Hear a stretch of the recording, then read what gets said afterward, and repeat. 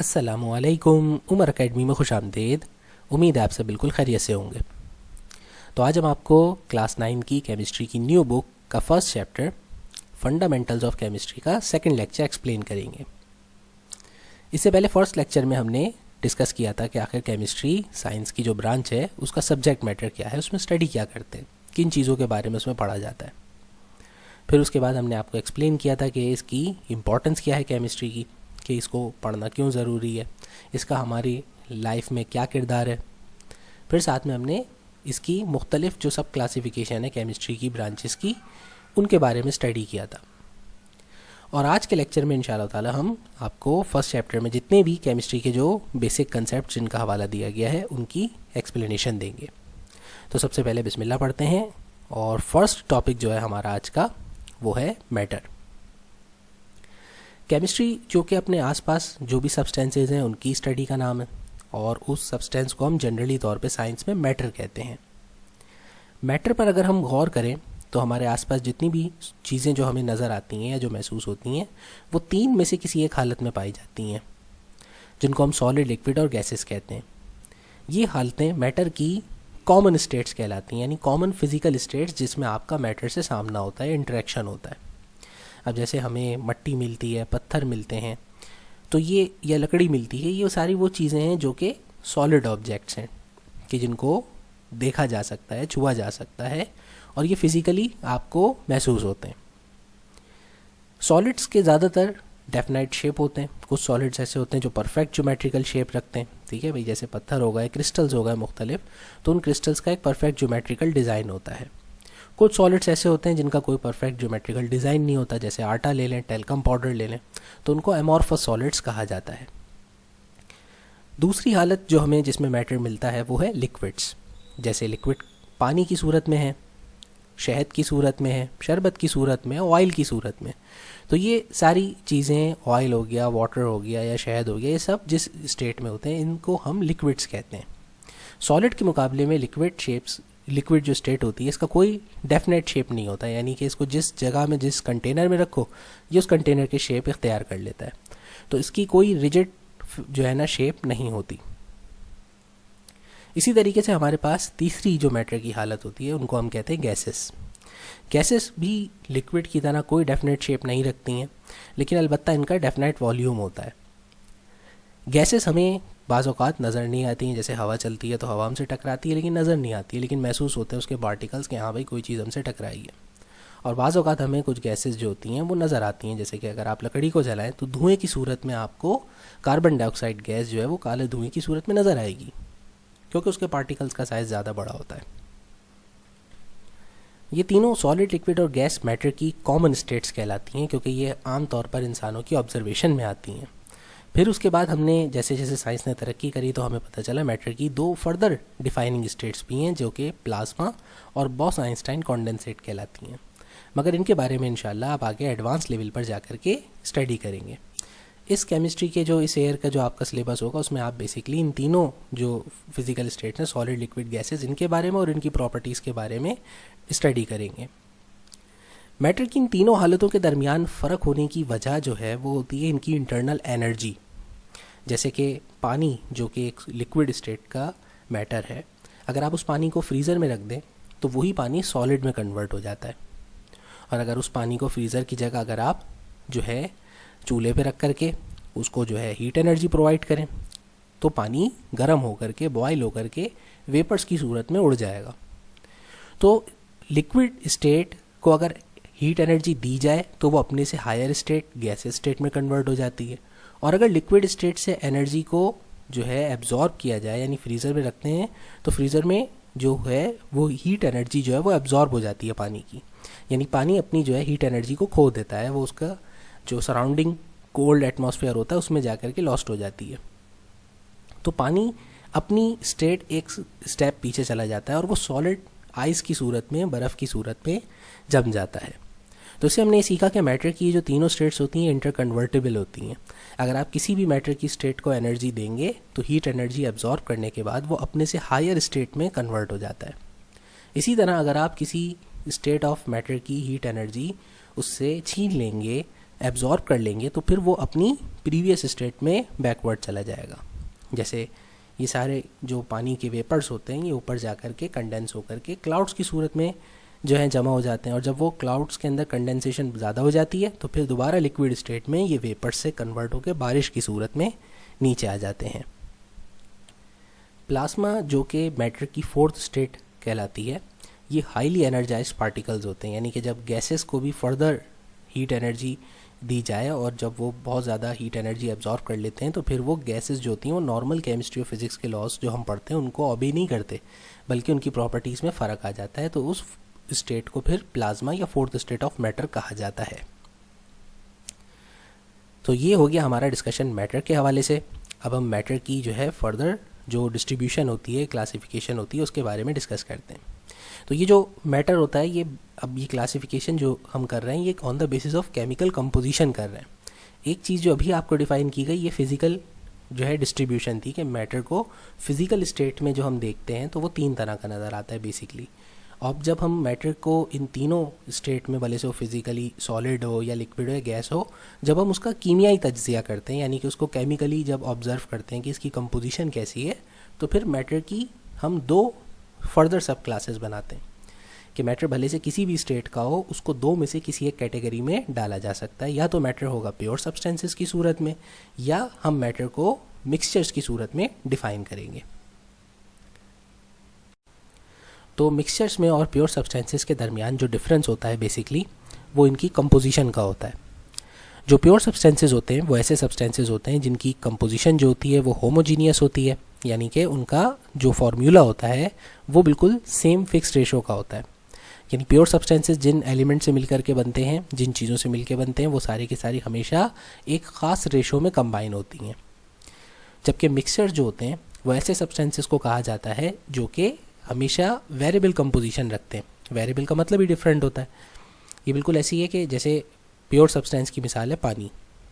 अगर आप पानी का सैंपल लें, प्योर वाटर का सैंपल कहीं से भी ले लें, पाकिस्तान से ले लें, सऊदी अरब से ले लें, अफ्रीका से ले लें या कनाडा से ले लें, कहीं से भी अगर आप प्योर वाटर का सैंपल लेंगे तो उसका हमेशा फार्मूला H2O ही निकलेगा, क्योंकि वो हमेशा 2 हाइड्रोजन और 1 ऑक्सीजन एटम के कंबाइन होने पर एक मॉलिक्यूल बनाता है वाटर का। और वाटर के मॉलिक्यूल का ये जो कंपोजिंग रेशो है ये हमेशा सेम रहता है। इसको किसी ठंडे इलाके, गर्म इलाके से कोई फ़र्क नहीं पड़ता, ना ही किसी प्लैनेट से फ़र्क पड़ता है, ना ही फिज़िकल स्टेट से फ़र्क पड़ता है। तो ना सिर्फ इस दुनिया में बल्कि आप किसी भी प्लैनेट के अंदर अगर आपको किसी भी स्टेट में कोई केमिकल सैंपल मिलेगा प्योर वाटर का, तो उसका हमेशा कंबाइनिंग रेशो जो होगी, जिसका फार्मूला होगा वो H2O ही रहेगा। तो ऐसे सब्सटेंसेस जिनका फार्मूला कभी चेंज नहीं होता, हमें हमेशा एक ही फार्मूले की सूरत में मिलते हैं, तो ऐसे सब्सटेंसेस को हम प्योर सब्सटेंसेस कहते हैं। जबकि दूसरी जानिब हमारे पास मैटर जो कि वेरिएबल कंपोजिशन रखता है, यानी कि उसका अगर सैंपल मुख्तलिफ इलाकों से लिया जाता है तो मुख्तलिफ इलाकों पर में वहाँ पे मौजूद डिफरेंट केमिकल सब्सटेंसेस की वजह से उसकी रेशो चेंज रहती है। यानी कि उसका कोई एक फिक्स्ड फार्मूला नहीं है, उसकी कंपोजिशन चेंज हो सकती है, मुख्तलिफ रेशोज़ के अंदर उसके एलिमेंट्स कंबाइन होकर के उसको क्रिएट कर सकते हैं। तो ऐसे मैटर के सब्सटेंसेस को हम कहते हैं आपका मिक्सचर। अब मिक्सचर की फर्दर 2 टाइप्स होती हैं, एक होमोजीनियस मिक्सचर्स होते हैं और एक हेट्रोजीनियस मिक्सचर्स होते हैं। इसी तरह सब्सटेंसेस को भी हम 2 फर्दर कैटेगरीज़ में कंबाइन करते हैं, एक एलिमेंट्स और एक कंपाउंड्स। मगर इनकी डिस्कशन हम इंशाल्लाह ताला आगे करेंगे। पहले मैं आपको चाहता हूँ कि जहाँ आपने मैटर की फ़िज़िकल स्टेट समझ ली, बेसिक केमिकल कंपोजिशन के हिसाब से 2 क्लासेस समझ ली कि एक प्योर सब्सटेंसेस होते हैं या मिक्सचर्स होते हैं। अब इसके बाद आगे की क्लासेस को समझने से पहले मैं आपको चाहता हूँ कि आप मैटर का पार्टिकल लेवल पे स्ट्रक्चर समझ जाएं। तो पार्टिकल लेवल यानी कि मैटर ये समझ लें कि सबसे छोटे से छोटा ज़र्रा जो मैटर का हो सकता है, उस छोटे से छोटे ज़र्रे को हम एटम कहते हैं। ये बात सबसे पहले ग्रीक्स ने हमें डिफ़ाइन की थी। उनका कहना था कि आसपास जो भी मटेरियल है तो हम उसको जो है तोड़ करके छोटे यूनिट्स में तकसीम कर सकते हैं।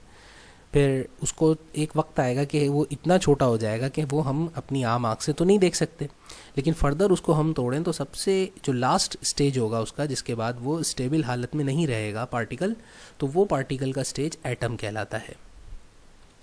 इसीलिए एटम को बेसिक यूनिट ऑफ मैटर भी कहा जाता है, क्योंकि इससे छोटा हम मैटर को फर्दर जो है क्लासीफाई, डिस्ट्रीब्यूट या ब्रेकअप नहीं कर सकते। इससे छोटे अगर हम इस मैटर को तोड़ेंगे तो उसके अंदर जो पार्टिकल्स होते हैं, क्योंकि मैटर खुद मुख्तलिफ छोटे छोटे पार्टिकल्स इलेक्ट्रॉन प्रोटॉन न्यूट्रॉन से मिलके बना है, तो इससे ज़्यादा इसको स्मॉलेस्ट लेवल पर क्लासीफाई करने पे ये मैटर जो होता है वो स्टेबलाइज नहीं रहता, बल्कि एनर्जी की सूरत में ये पार्टिकल्स रिलीज़ हो जाते हैं। तो एटम जो होता है वो सबसे स्मॉलेस्ट बेसिक यूनिट इसीलिए कहा जाता है क्योंकि ये स्टेबल हालत में होता है। इसके बाद ये पार्टिकल्स जो है स्टेबल हालत में एग्जिस्ट नहीं कर सकते, तो ये एनर्जी की सूरत में, ये रेडियो एक्टिविटी की सूरत में बिखर जाते हैं। तो ये 3 बेसिक पार्टिकल, सब एटॉमिक पार्टिकल्स, इलेक्ट्रॉन, प्रोटॉन और न्यूट्रॉन मिलकर के एक सबसे स्मॉलेस्ट लेवल पर मैटर के एटम की तश्कील करते हैं। मैटर के अंदर मौजूद इन तीनों पार्टिकल्स में न्यूट्रॉन जो होता है वो वज़न के एतबार से सबसे हैवी पार्टिकल होता है। इससे स्लाइटली वज़न में जो है कम प्रोटॉन होता है, और सबसे लाइटेस्ट पार्टिकल जो होता है एटम का वो होता है इलेक्ट्रॉन। लेकिन इलेक्ट्रॉन वेट में तो बहुत नेग्लिजिबल साइज़ रखता है, नेग्लिजिबल मास रखता है, लेकिन उसके अंदर जो पावर होती है, जो उसके अंदर जो चार्ज होता है वो बिल्कुल प्रोटॉन के बराबर होता है।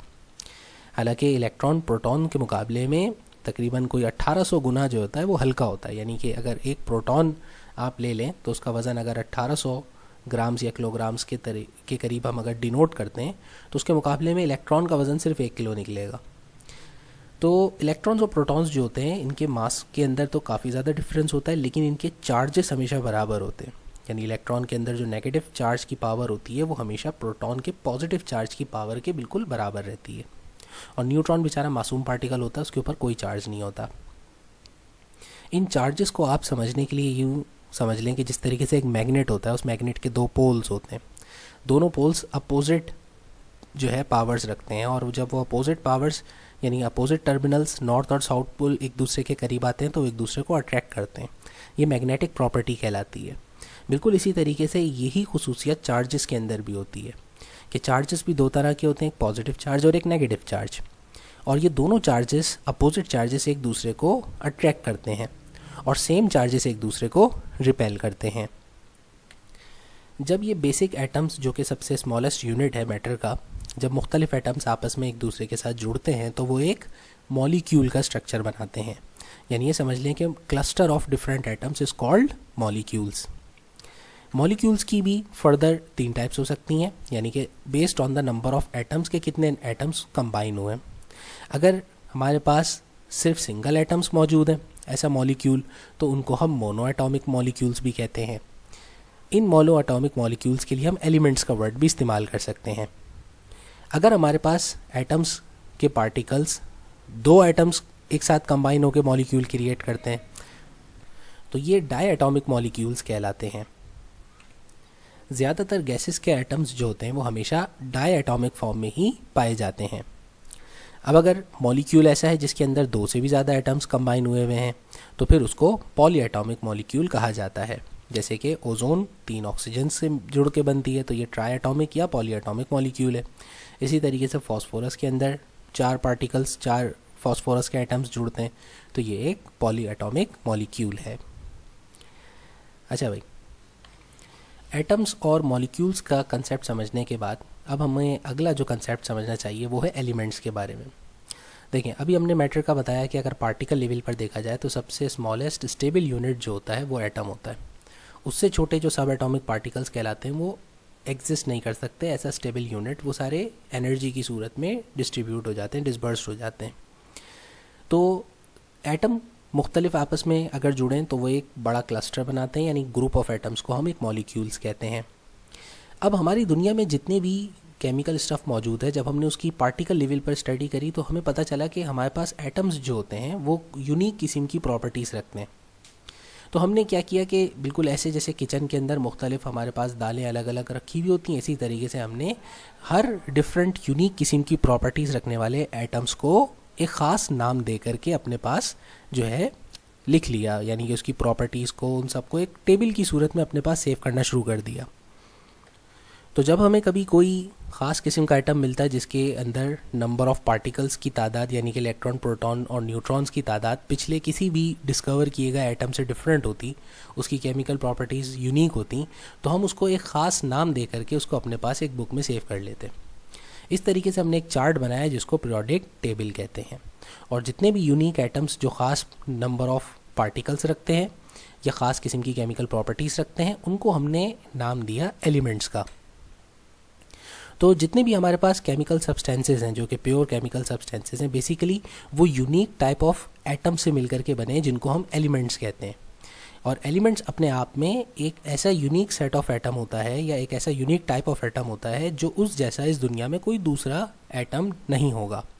यानी जैसे कि मिसाल के तौर पे ऑक्सीजन के एटम्स जो हैं उनके अंदर हमारे पास जो पार्टिकल्स की तादाद है इलेक्ट्रॉन, प्रोटॉन और न्यूट्रॉन की, वो किसी दूसरे एलिमेंट की पार्टिकल्स की तादाद से डिफरेंट है। यानी कि जितने न्यूट्रॉन, प्रोटॉन और इलेक्ट्रॉन्स ऑक्सीजन के पास हैं, सेम ये कॉम्बिनेशन किसी दूसरे एलिमेंट के पास नहीं है। और इन्हीं पार्टिकल्स की तादाद के डिफ्रेंसिएशन पर हमने तमाम एलिमेंट्स को अलग अलग क्लासिफाई किया और उनको अलग अलग एक नाम जो है डोनेट किया है। डोनेट कह रहा हूँ मतलब डेडिकेट किया है। अब इस वक्त तक टोटल हम 100 से ऊपर डिफरेंट एलिमेंट्स हैं जो अब तक डिस्कवर कर चुके हैं, यूनिक किस्म के हमारे पास एटम्स जो हमने अब तक अपनी इस दुनिया के अंदर या हमारे आसपास हमने जो है जो सैम्पल्स हैं मैटर के उसमें से एक्सट्रैक्ट किए हैं। हर एलिमेंट को एक पर्टिकुलर नाम दिया जाता है, ठीक है भाई। जैसे ऑक्सीजन, कार्बन, नाइट्रोजन, फॉस्फोरस, ये सारे एलिमेंट्स के नाम हैं।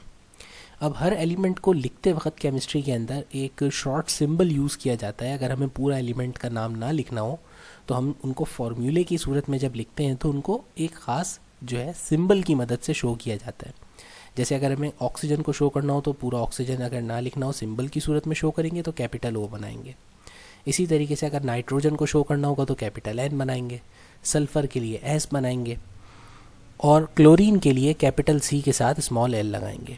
कुछ एलिमेंट्स के नाम ऐसे होते हैं जिनमें कैपिटल के साथ एक स्मॉल जो है लेटर अल्फ़ाबेट का यूज़ किया जाता है। जैसे सोडियम के लिए हम कैपिटल N और साथ में स्मॉल a यूज़ करते हैं, तो ये Na सोडियम को शो करता है। इसी तरह कैपिटल H के साथ E लगा दें तो ये हीलियम को शो करता है। E हटा दें खाली H हाइड्रोजन को शो करता है। C के साथ स्मॉल r लगा दें तो ये क्रोमियम को शो करता है। तो जब भी आप कभी जो है कोई फार्मूला देखें या कोई इक्वेशन पढ़ेंगे तो अगर सिंगल कैपिटल लेटर होगा तो वो सिंगल एलिमेंट को शो कर रहा होगा, और अगर किसी कैपिटल लेटर के साथ आपके पास एक स्मॉल लेटर में अल्फ़ाबेट मौजूद है तो वो दोनों मिला करके पढ़े जाएंगे। तो ये हो गया हमारे पास कंसेप्ट क्लियर। अब हमें एलिमेंट्स का भी, ठीक है भाई, एटम्स का भी और जो है मॉलिक्यूल्स तक हम समझ चुके बात को।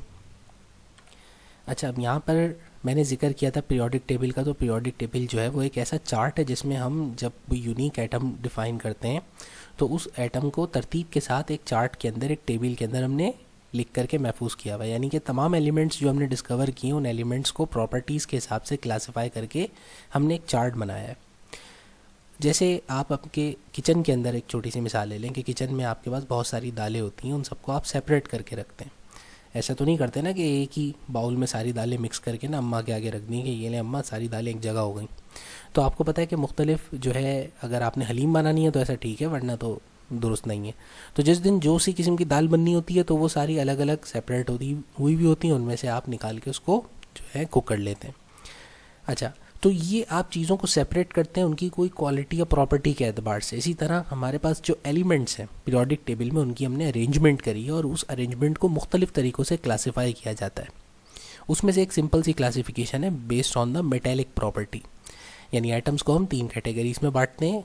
जो पीरियोडिक टेबल के एलिमेंट्स हैं उनमें से कुछ एलिमेंट्स हैं जिनके जो कि मेटल्स कहलाते हैं और कुछ एलिमेंट्स हैं नॉन मेटल्स कहलाते हैं और कुछ मेटलॉइड्स। अब फ़र्क क्या है? फ़र्क ये है कि ये क्लासिफिकेशन पीरियोडिक टेबल की जो है प्रॉपर्टीज़ के बिहाफ पर है। अगर आपके पास कोई एलिमेंट ऐसा है जो कि कंडक्शन बहुत अच्छी कर सकता है हीट की और इलेक्ट्रिसिटी की, उसकी शाइनी सरफेस होती है, एक खूबसूरत सा लस्चर होता है, जैसे कि सिल्वर अगर आप देख लें, गोल्ड देख लें, तो ऐसे सब्सटेंसेस को जिनमें ये खूबियाँ हों हम उनको मेटल्स कहते हैं। कुछ सब्सटेंसेस होते हैं जो कि इतने ज़्यादा हमारे पास शाइनी सरफेसेस नहीं रखते, जैसे लकड़ी खुरदुरी सी सरफेस रखती है हमारे पास, ठीक है ना। कोयले की भी इतनी कोई ख़ास लस्चर नहीं होती, बिल्कुल उसकी रफ सी स्किन होती है। तो ऐसे सब्सटेंसेस जो कि ना तो इलेक्ट्रिसिटी और हीट के गुड कंडक्टर्स होते हैं, ठीक है भाई, उनमें से ना ही लस्चर होता है, शाइनिंग होती है, ना ही उनके जो है वायर्स बनाए जा सकते हैं, तो ऐसे सब्सटेंसेस को हम नॉन मेटल्स कहते हैं। तीसरी जो हमारे पास कैटेगरी है मेटलॉइड्स, ये ऐसे एलिमेंट्स होते हैं जिनमें कुछ प्रॉपर्टीज़ मेटल्स की होती हैं, कुछ प्रॉपर्टीज़ नॉन मेटल्स की होती हैं, यानी कि इंटरमीडिएट होते हैं। तो ऐसे सब्सटेंसेस को मेटलॉइड्स कहते हैं। आगे चल कर के हम पढ़ेंगे कि पीरियोडिक टेबल के एलिमेंट्स खाली मेटल्स, नॉन मेटल्स और मेटलॉइड्स नहीं, बल्कि हम और भी बहुत सी प्रॉपर्टीज़ के बिहाफ पर उनकी ग्रुप्स और क्लासिफिकेशन करते हैं। वो जैसे जैसे हम आगे स्टेजेस में बढ़ते चले जाएंगे इंशाल्लाह उनके बारे में सीखते चले जाएंगे। अच्छा भाई, तो अब चलते हैं अपने नेक्स्ट टॉपिक की तरफ। हमने यहाँ पर एलिमेंट्स तक का जिक्र कर लिया, एलिमेंट्स, एटम्स, मॉलिक्यूल समझ गए। तो अब हमारा अगला जो टॉपिक है वो है वैलेंसी के बारे में। तो वैलेंसी नंबर बेसिकली हमारे पास किसी भी एटम की कंबाइनिंग पावर को शो करता है। अब आपको पता है कि एक एलिमेंट अकेला तो नाचता हुआ नज़र नहीं आता हमें कहीं आसपास। जैसे कि कभी आपने किसी को सुना कि वो सड़क पर चल रहा था, उसको जो है गोल्ड मिल गया ऐसे ही पड़े हुए, ना ही हमें कहीं कोई पत्थर ऐसा चमकता हुआ नज़र आता है कि जो कि सिर्फ सिल्वर का हो। बल्कि हमारे आसपास जो एलिमेंट्स हैं वो एक दूसरे के साथ मिल करके कंबाइन हालत में रहते हैं। यानी कि एलिमेंट्स या तो आपके प्योर सब्सटेंसेस की सूरत में भी होते हैं, तो वो एक दूसरे के साथ जुड़े हुए कंपाउंड स्टेट में होंगे, या फिर वो एलिमेंट्स आपस में सेपरेबल हालत में होंगे तो वो मिक्सचर्स की सूरत में होंगे।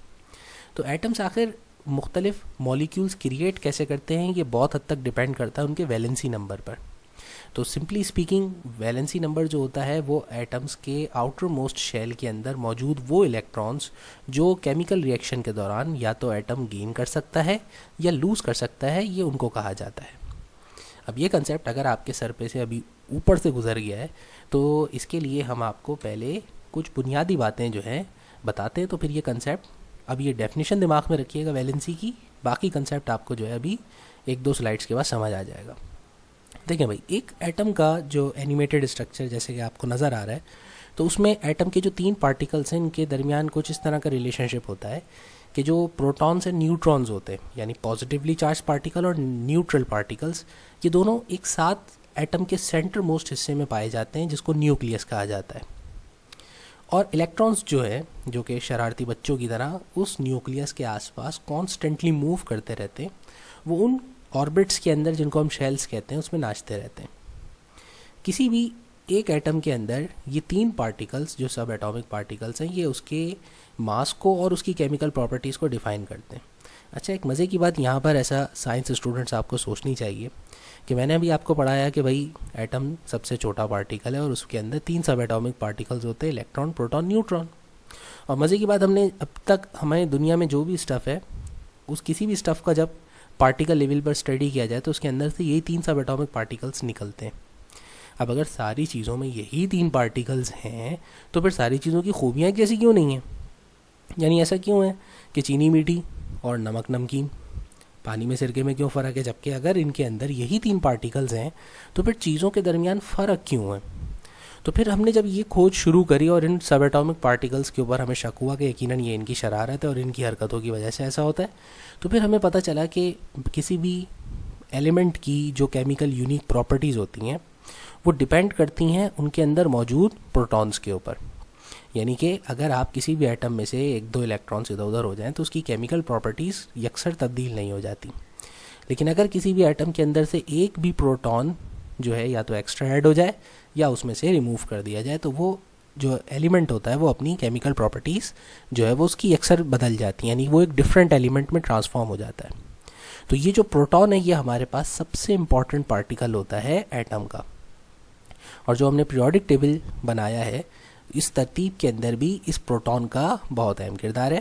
आगे चल के हम पढ़ेंगे इस बात को कि किसी भी एटम के अंदर एक्चुअली प्रोटॉन्स कितनी तादाद में मौजूद हैं, इसको हम कहते हैं एटॉमिक नंबर।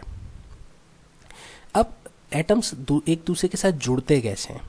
एक दूसरे के साथ एटम्स के जुड़ने की वजह कुछ इस तरह से समझिए कि इंसान एक दूसरे के साथ जो मिलते हैं तो वो किस तरह से मिलते हैं कि भाई अगर आप एक दूसरे के साथ कोई ट्रेडिंग करते हैं, कोई तिजारत करते हैं, तो उसके लिए आपके पास जेब में पैसे होना ज़रूरी है। अगर आपके पास पैसे नहीं है ना तो कोई आपको लिफ्ट ही नहीं कराएगा।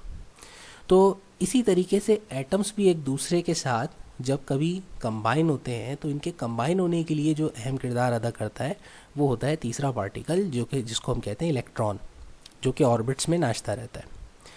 कभी भी 2 एटम्स जब एक दूसरे के साथ केमिकल रिएक्शन परफॉर्म करते हैं तो उस रिएक्शन के अंदर वो सिर्फ एक दूसरे के साथ इलेक्ट्रॉन्स का एक्सचेंज करते हैं। या तो वो एक दूसरे के इलेक्ट्रॉन्स गेन कर लेते हैं, कोई एक एटम गेन कर लेता है, दूसरे से छीन लेता है, ठीक है भाई, और दूसरा जो है अपने इलेक्ट्रॉन्स लूज़ कर जाता है, या फिर कोई एटम अपने इलेक्ट्रॉन्स डोनेट कर देता है, या फिर दोनों एटम्स अगर ताकत में बराबर हों तो अपने इलेक्ट्रॉन्स एक दूसरे से शेयर करते हैं। ये बातें आगे चल कर के केमिकल बॉन्डिंग में डिटेल में और पढ़ेंगे। तो बुनियादी तौर पे बस समझना ये है कि आपको कि दो एटम्स के दरमियान केमिकल रिएक्शन की जो असल वजह होते हैं वो ये इलेक्ट्रॉन्स बनते हैं, और कितने इलेक्ट्रॉन्स रिएक्शन में हिस्सा ले रहे हैं, यानी कि किसी भी एटम के आउटर मोस्ट शेल से कितने इलेक्ट्रॉन्स या तो वो लूज़ करेगा या वो इलेक्ट्रॉन्स गेन करेगा, इस बात को हम कहते हैं वैलेंसी नंबर ऑफ एटम। तो अब अगर ये कंसेप्ट आपको क्लियर हो गया तो अब चलते हैं प्रीवियस स्लाइड पे और दोबारा से कुछ एटम्स की वैलेंसीज को ज़रा गौर से देखते हैं। जैसे यहाँ पर हमारे पास हाइड्रोजन लिखा हुआ है, तो हाइड्रोजन हमें पता है इसका एटॉमिक नंबर 1 है, यानी इसके पास सिर्फ एक प्रोटॉन है और एक ही इसके पास इलेक्ट्रॉन होता है। इसकी वैलेंसी के आगे एक 1 पॉजिटिव साइन के साथ लिखा हुआ है, एक 1 नेगेटिव साइन के साथ। तो इसका मतलब ये है कि ये डुअल नेचर रखता है, ये इलेक्ट्रॉन डोनेट भी कर सकता है, दे भी सकता है, और ये इलेक्ट्रॉन किसी दूसरे के साथ पार्शियली शेयर भी कर सकता है, ले भी सकता है। इसी तरीके से हीलियम, उसके पास आउटर मोस्ट शेल में 2 इलेक्ट्रॉन्स है, उसकी कोई वैलेंसी नहीं है, तो इसका मतलब ये है कि ये इतना ज़्यादा रिएक्शन नहीं करता, यानी अपने इलेक्ट्रॉन्स ना देता है ना ये कॉमनली स्टेट में किसी से छीनता है। जिन एटम्स के आगे पॉजिटिव 1 लगा हुआ है, इसका मतलब ये है कि ये इलेक्ट्रॉन डोनर है, यानी कि इनकी पिटाई लगती है और ये इलेक्ट्रॉन लूज़ कर जाते हैं। तो ये जो है जितने भी पॉजिटिव साइन के साथ हैं इनको हम इलेक्ट्रो पॉजिटिव एलिमेंट्स भी कहते हैं, और ये केमिकल रिएक्शन के दौरान अपने इलेक्ट्रॉन लूज़ कर जाते हैं। कुछ एलिमेंट्स ऐसे हैं जिनके आगे नेगेटिव लिखा हुआ है, ठीक है भाई। तो जिनके साथ नेगेटिव लिखा हुआ है तो वो सारे एलिमेंट्स वो एलिमेंट्स होते हैं जो कि किसी केमिकल रिएक्शन के दौरान किसी दूसरे एटम से इलेक्ट्रॉन्स गेन कर लेते हैं। और अगर पॉजिटिव नेगेटिव दोनों हैं तो ये दोनों प्रोबेबिलिटीज़ रखते हैं कि इनकी मल्टी वैलेंसीज हो सकती हैं, कि या तो ये गेन करेगा या फिर ये जो है लूज़ कर देगा। कुदरती तौर पे हर एटम जब अपनी बेसिक स्टेट में होता है तो वो न्यूट्रल होता है, यानी कि उसके पास बेसिकली हर एटम के पास जितने प्रोटॉन्स होते हैं उतने ही इलेक्ट्रॉन्स होते हैं। तो केमिकल रिएक्शन अगर ना करे तो ग्राउंड स्टेट में बेसिक हालत में हो तो उसके अंदर पार्टिकल्स की तादाद बैलेंस रहती है। अगर ये पार्टिकल्स की तादाद डिसबैलेंस हो जाए, जैसे कि वैलेंसी नंबर में लिखा है, तो फिर उसके मोस्ट प्रोबेबल चांसेस होते हैं कि वो किसी न किसी केमिकल रिएक्शन का हिस्सा बनेगा। और जब कभी कोई एटम किसी केमिकल रिएक्शन का हिस्सा बनता है तो वो आयंस की सूरत में बनता है, यानी कि या तो वो पॉजिटिवली चार्ज्ड पार्टिकल बन के रिएक्शन में हिस्सा लेता है या नेगेटिव चार्ज्ड पार्टिकल बन करके किसी भी रिएक्शन में हिस्सा लेता है। तो आयंस का कंसेप्ट यहाँ से आपको समझाते हैं कि फ़र्ज़ करें जैसे कि आपके पास सोडियम एटम की मिसाल लें। सोडियम एटम के पास 11 प्रोटॉन्स होते हैं और नेचुरली तौर पे जितने प्रोटॉन्स होते हैं उतने ही इलेक्ट्रॉन्स होते हैं, तो इसको हम न्यूट्रल एटम कहते हैं। तो न्यूट्रल एटम के अंदर चार्ज पार्टिकल्स की तादाद बराबर होती है, जितने प्रोटॉन्स होंगे उतने ही इलेक्ट्रॉन्स होंगे। न्यूट्रॉन से कोई फ़र्क नहीं पड़ता क्योंकि न्यूट्रॉन्स जो होते हैं बेसिकली वो न्यूट्रल पार्टिकल्स होते हैं, उनका कोई चार्ज ही नहीं होता, तो वो आराम से सुकून से रहते हैं। लेकिन अगर किसी भी एटम के अंदर जो प्रोटॉन्स और इलेक्ट्रॉन्स की तादाद है अगर ये डिसबैलेंस हो जाए, जैसे कि सोडियम जो कि इलेक्ट्रोपॉजिटिव है, तो ये अपना एक इलेक्ट्रॉन लूज़ कर देगा। जब ये एक इलेक्ट्रॉन लूज़ कर देगा और कोई दूसरा इससे वो इलेक्ट्रॉन छीन के भाग जाएगा, तो अब आप इस एटम की हालत पे गौर करें तो अब इसके पास इलेक्ट्रॉन्स 10 रह गए, प्रोटॉन्स वही 11 के 11 है। तो इसका मतलब अब ये जो सोडियम का एटम था ये न्यूट्रल नहीं रहा, बल्कि ये नेचुरली तौर पर पॉजिटिव पार्टिकल्स के ज़्यादा होने की वजह से पॉजिटिव 1 वैलेंसी रखता है। तो जो कि कोई भी एटम जब केमिकल रिएक्शन का हिस्सा बनता है और उसकी कोई सर्टेन वैलेंसी वो एक्वायर करता है, तो वो वैलेंसी के साथ वो एटम फिर आयन कहलाता है। तो सिंपली स्पीकिंग आयन का मतलब होता है चार्ज पार्टिकल के आया उसके ऊपर चार्ज कौन सा है, कि वो इस वक्त छीनने वाली ताकत रखता है या देने वाली ताकत रखता है, पॉजिटिव या नेगेटिव वैलेंसी उसकी, तो उसको हम आयन कहते हैं। अच्छा भाई, आयंस के लिए हमने जो है 2 अदद नाम भी तजवीज़ किए हैं। एक को कहते हैं कैटायन और एक को कहते हैं एनायन। जब कभी भी कोई एटम आयन में कन्वर्ट होता है और वो इलेक्ट्रॉन लूज़ करके आयन में कन्वर्ट होता है तो उसको हम कहते हैं कैटायन। और इसका मतलब ये होता है कि उसने इलेक्ट्रॉन अगर लूज़ किया है तो उसमें प्रोटॉन ज़्यादा होंगे, तो लिहाजा इस पर पॉजिटिव चार्ज होता है। तो तमाम पॉजिटिव चार्ज आयंस के लिए वर्ड कैटायंस का यूज़ किया जाता है। इसी तरीके से एटम्स जो कि इलेक्ट्रॉन एक्स्ट्रा गेन करते हैं तो उनके ऊपर नेगेटिव पार्टिकल ज़्यादा हो जाते हैं, तो जिसकी वजह से ओवरऑल उनका चार्ज नेगेटिव होता है, तो उनके लिए वर्ड एनायन का यूज़ किया जाता है। इसी तरीके से जिस तरह एटॉमिक लेवल पर पॉजिटिव और नेगेटिव चार्जेस एक्यूमुलेट करके आयंस में कन्वर्ट हो जाते हैं, इसी तरीके से यही कंसेप्ट जो होता है रेडिकल्स की सूरत में मॉलिक्यूल्स के ऊपर भी हो सकता है। जैसे ग्रुप ऑफ एटम है तो हमें पता है उसको मॉलिक्यूल कहते हैं। अब अगर पूरे एक क्लस्टर के अंदर एटम्स के जो एक मॉलिक्यूल की सूरत में मौजूद है, अगर उसके अंदर पार्टिकल्स की तादाद डिसबैलेंस हो जाए इलेक्ट्रॉन प्रोटॉन के दरमियान मुख्तलिफ एटम्स के, तो उसके ऊपर पूरे मॉलिक्यूल के ऊपर एक कंबाइंड चार्ज डेवलप होता है, तो उसको हम रेडिकल कहते हैं। तो रेडिकल का मतलब होता है ग्रुप ऑफ एटम्स या ग्रुप ऑफ मॉलिक्यूल्स जिनके ऊपर किसी किस्म का पॉजिटिव या नेगेटिव में से कोई चार्ज डेवलप हो जाए। इस चार्ज की वजह से ही हमारे पास जो है डिफरेंट स्ट्रक्चर्स जो होते हैं मॉलिक्यूल्स के, वो बनते और टूटते रहते हैं, क्योंकि एटम्स चूँकि चार्जेस होते हैं अपोजिट, और अपोजिट चार्जेस एक दूसरे को अट्रैक्ट करते हैं। तो एटम्स के अंदर जो स्ट्रॉन्ग चार्जेस होते हैं वो दूसरे चार्जेस को अट्रैक्ट करने में ज़्यादा जो है कामयाब हो जाते हैं, तो जिसकी वजह से एक मॉलिक्यूल का स्ट्रक्चर जो होता है वो चेंज होता रहता है अपने सराउंडिंग मॉलिक्यूल्स और उनके ऊपर मौजूद चार्ज की वजह से। इसी बिहाफ पर तो हमारे पास केमिकल रिएक्शंस होते हैं। तो केमिकल रिएक्शंस में होता क्या है कि स्ट्रॉन्ग चार्ज वाले एलिमेंट्स जो है वो न्यू किस्म के मॉलिक्यूल्स या कम्प्लेक्स मॉलिक्यूल्स क्रिएट कर सकते हैं। इन सारी चीज़ों की इंशाल्लाह ताला कि किस तरीके से सारे क्रिएट करते हैं हम आगे चल करके फर्दर चैप्टर्स के अंदर डिटेल में केमिकल रिएक्शंस का हवाला देंगे और वहाँ पे पढ़ेंगे। तो आज के लेक्चर में हमने बेसिकली अब तक मैटर की सब क्लासेस, मिक्सचर्स, कंपाउंड्स के बारे में पढ़ लिया, और जो है अभी हमने ब्रीफ इंट्रोडक्शन दिया है। फिर उसके बाद हमने जो है पढ़ा अपने एटॉमिक मॉलिक्यूल्स के कंसेप्ट्स के बारे में, आयंस के बारे में।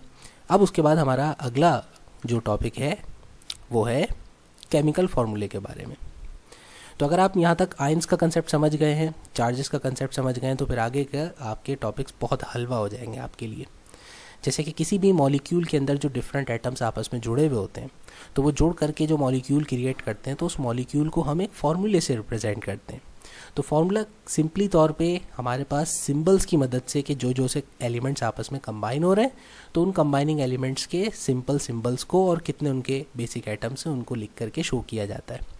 तो केमिकल फार्मूला किसी भी मॉलिक्यूल की कॉम्पोजिशन को शो करता है कि इसके अंदर कौन कौन से एलिमेंट और कितनी तादाद में वो एलिमेंट सिंपलेस्ट रेशो में मौजूद है। मैटर की जो पहली क्लासिफिकेशन थी जिसको प्योर सब्सटेंसेस कहते थे, उसकी फर्दर दो क्लासिफिकेशन थी, एक थे एलिमेंट्स और एक थे कंपाउंड्स। अब तक आप एलिमेंट्स का तो समझ गए, ठीक है भाई, एटम्स के बारे में जब हवाला दी आप एलिमेंट्स को भी बताया आपको। अब दूसरी चीज़ जो क्लासिफिकेशन थी प्योर सब्सटेंसेस की, वो थे कंपाउंड्स। तो कंपाउंड्स हम ऐसे केमिकल फार्मूले को कहते हैं जिसके अंदर जो एलिमेंट्स आपस में कंबाइन हुए होते हैं वो किसी केमिकल रिएक्शन की या बॉन्डिंग की वजह से जुड़े हुए होते हैं, और तमाम कंपाउंड्स जो होते हैं वो हमेशा एक फिक्स्ड फार्मूले और एक फिक्स्ड रेशो के साथ जो है वो बनते हैं। तो कंपाउंड्स जो होते हैं वो केमिकली जो कि जुड़े होते हैं बॉन्डिंग की वजह से, तो लिहाजा आप उसको किसी केमिकल रिएक्शन ही की मदद से जो है ब्रेक कर सकते हैं या तोड़ सकते हैं, फिज़िकली आप सेपरेट उसको नहीं कर सकते। तो मिक्सचर्स में और कंपाउंड्स में जो है एक बेसिक फ़र्क ये होता है कि जो मिक्सचर्स होते हैं हमारे पास वो फिज़िकली सेपरेट किए जा सकते हैं किसी फिज़िकल प्रोसेस से गुजार करके, क्योंकि उनके जो मॉलिक्यूल्स होते हैं उसके दरमियान कोई केमिकल रिएक्शन नहीं हुआ होता, तो लिहाजा वो सब एक दूसरे के साथ होते हैं लेकिन एक दूसरे से कंबाइन नहीं होते। जैसे मिसाल के तौर पर अगर आप पानी के अंदर कुकिंग ऑयल थोड़ा सा डाल के देखें, तो आप देखेंगे कि कुकिंग ऑयल पानी के ऊपर अलग से तैरता हुआ नज़र आएगा। तो इसका मतलब ये कि पानी के मॉलिक्यूल्स जो है वो उनकी कुकिंग ऑयल के मॉलिक्यूल से केमिकल रिएक्शन नहीं हो रहा, यानी इन दोनों की बनती नहीं है। तो आप जितना भी शेक कर लें तो आपको वो बबल्स की सूरत में एक अलग से जो है आपको तैरते हुए कुकिंग ऑयल के पार्टिकल्स अलग नज़र आएंगे, पानी के साथ मिक्स होकर के वो एक नई कंपोजिशन नहीं क्रिएट करेंगे। तो अगर दो सब्सटेंसेस जिनके दरमियान केमिकल रिएक्शन नहीं हुआ होता तो हम उनको मिक्सचर्स कहते हैं, और अगर मुख्तलिफ एलिमेंट्स या मॉलिक्यूल्स के दरमियान केमिकल रिएक्शन हो जाए और वो जुड़ जाए केमिकल बॉन्डिंग की सूरत में, ठीक है भाई, जैसे खाने का नमक जो है वो एक आपके पास एक कंपाउंड की सूरत में उसमें सोडियम और क्लोरीन जुड़ा हुआ है। इसी तरीके से सोडियम हाइड्रोक्साइड, पानी के अंदर ऑक्सीजन और हाइड्रोजन है, पानी में से आप हाथ डाल के हाइड्रोजन को अलग थोड़ी कर सकते, या पकड़ के खींचा एक कान ऑक्सीजन का अलग हो गया और एक हाइड्रोजन अलग हो गई। तो आप इसको किसी भी फिज़िकल तरीके से छान के, गर्म करके या जो है इसको फ़िल्टर करके अलग अलग नहीं कर सकते। तो ये एक एलिमेंट्स जब केमिकल रिएक्शन से इलेक्ट्रॉन के गेन, लूज़ या शेयरिंग से जुड़ते हैं तो फिर वो कंपाउंड्स कहलाते हैं। और कंपाउंड्स का हमेशा जो फार्मूला होता है वो डेफिनेट होता है, फिक्स्ड होता है और होमोजीनियस होता है। तो यहाँ हमारे जो है एलिमेंट्स मैटर की जो फर्स्ट जो क्लासिफिकेशन थी प्योर सब्सटेंसेस, उनकी दोनों टाइप्स एलिमेंट्स भी डिफाइन हो गई और कंपाउंड्स भी डिफाइन हो गए। अब इसी तरह से लगे हाथ आपको मिक्सचर्स की भी दोनों टाइप्स को एक्सप्लेन कर देते हैं। बहुत ही सिंपल सा है, आपको 2 मिनट में समझ आ जाएगा। तो मिक्सचर्स जो होते हैं वो हमारे पास फर्दर 2 हिस्सों में कैटेगराइज किए गए थे। एक कहलाते थे होमोजीनियस मिक्सचर और एक कहलाते थे हेट्रोजीनियस मिक्सचर।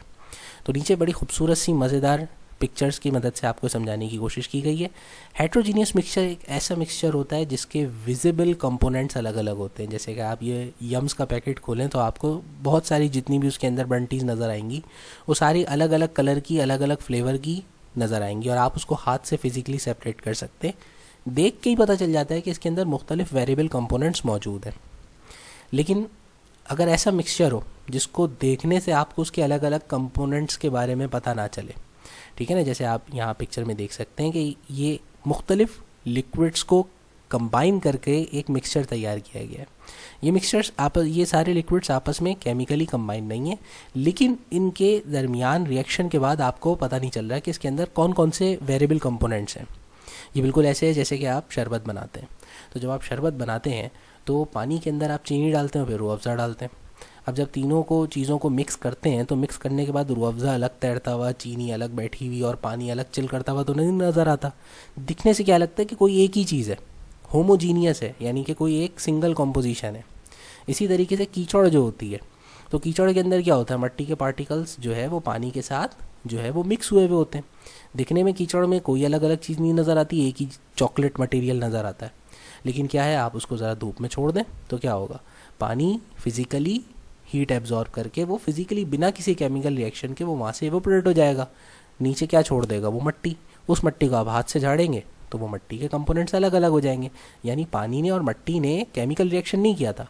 तो ये मिक्सचर है, मगर दिखने से चूँकि एक ही जैसी कोई चीज़ लग रही थी, इसलिए ऐसे मिक्सचर को होमोजीनियस मिक्सचर कहा जाता है।